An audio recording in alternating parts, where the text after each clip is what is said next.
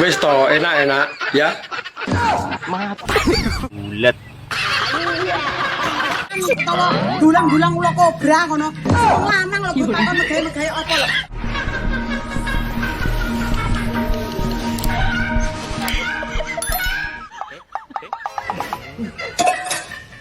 Mari mangan gaji korban.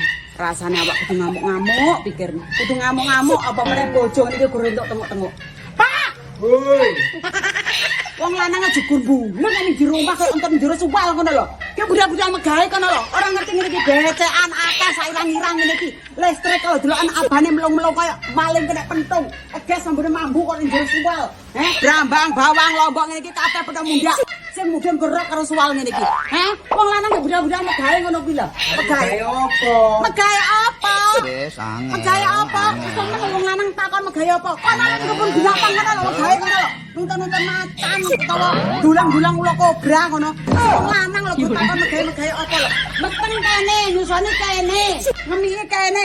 Wong lanang entuk apa? Isuk sore megawe kene sing wangi, bengi sing ditandani. Entuk apa kono? Entuk apa megawe? Budal megawe kono lho.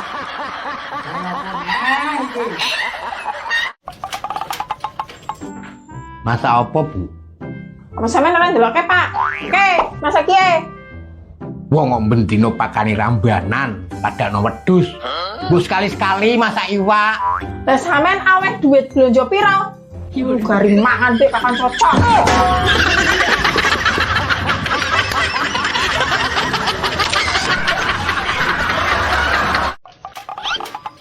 Aku mun karo bojoku. Saben dina ki nontone konten-konten masak. Bar kuwi resepe di screenshot. Tapi aneh ora tau dipraktekno.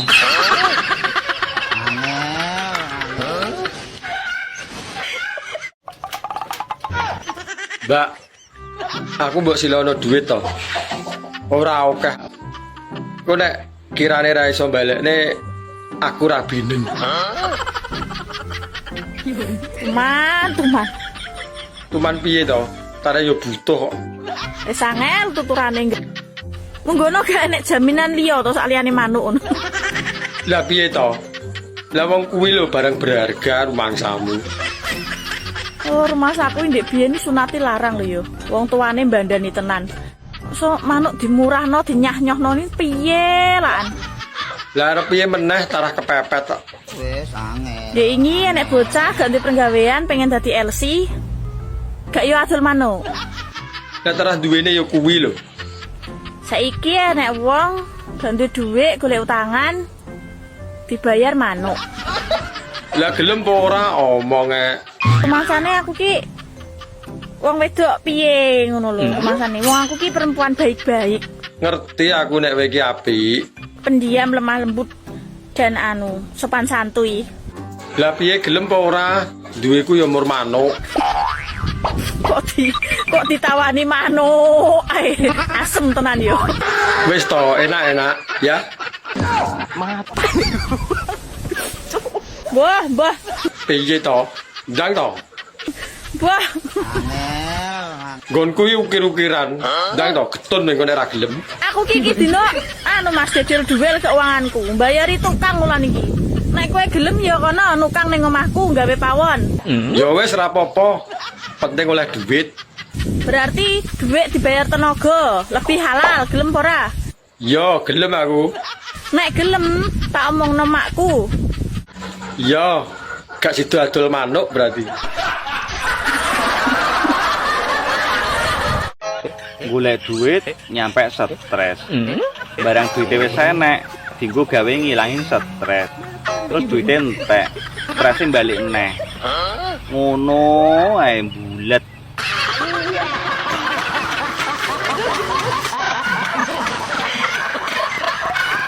Ngene iki jane kurang idaman piye to, Mas? Mas aku iki sampean kerja aku sing nang omah, sampean sing golek duit, aku wis ngewangi ngentekke, sampean lega, aku sing gawe repot, sampean sabar, aku sing tukang ngreok, sampean kesel wis cukup aku sing leren, sampean awake pegel-pegel, aku sing jaluk pijet, sampean hemat lho. Cukup aku wae sing boros. Ngono ki ora jane dola tenan to.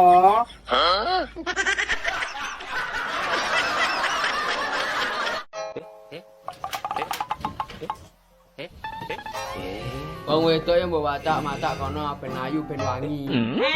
Wong lanang, kate ngomong ning wong wedok ben ayu ben wangi, Wong wedok iki tergantung ning wong lanang sing bandani karo sing ragati.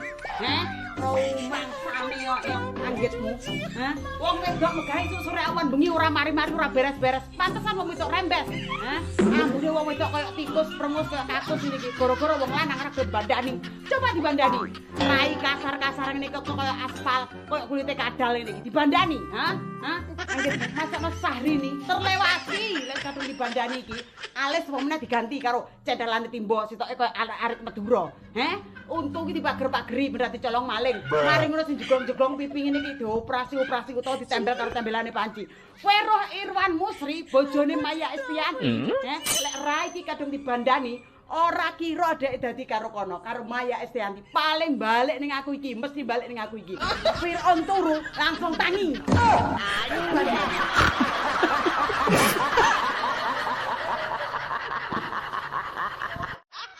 Piye? Lah piye to?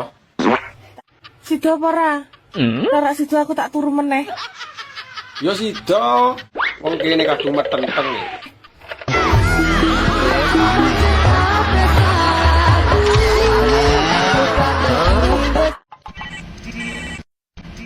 Aku wis ning parkiran ki lho. Gewilis men ta kok kono. Sida apa ora? Ya sida. Ayo, guys.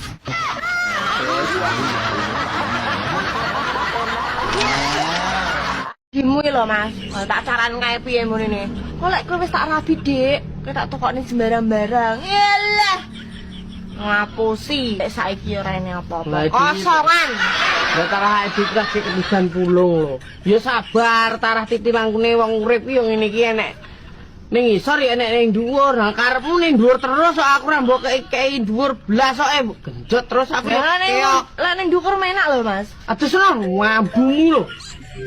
Oh wedhus. Dah. Mutah. Dadah lho. Ya ambu model kaya ula. Kosoki. Tak ngomong ya. Nek awakmu meteng sik lagi ning KUA lho piye? Astagfirullahaladzim. Nek ora gawe dalan ngono kuwi, kapan awake dhewe iso bersatu? Minimal kau asik. Kudune ngono. Tapi kowe ngerti dhewe kok.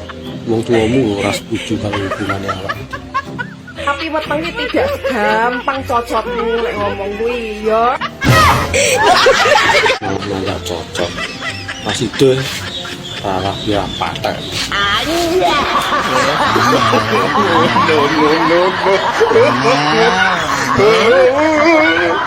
Temen tuturan. Temen tuturan.